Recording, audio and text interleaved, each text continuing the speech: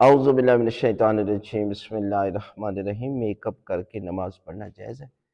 Make up کر کے نماز پڑھنا جائز ہے، لیکن اگر آپ نے کوئی میک اپ پہلے کیا ہوا ہے اور آپ نے مثلاً وضو کرنا ہے تو چکناہٹ دور نہیں کی، اس لیے کہ پانی وہاں جو ہے وہ چکناہٹ کی وجہ سے نہیں پہنچ سکتا۔ اعضائے وضو جیسے چہرہ ہے یا بازو ہے، تو اب پانی نہیں پہنچا تو آپ کا وضو باطل ہے۔ جب وضو باطل ہے تو نماز باطل ہے۔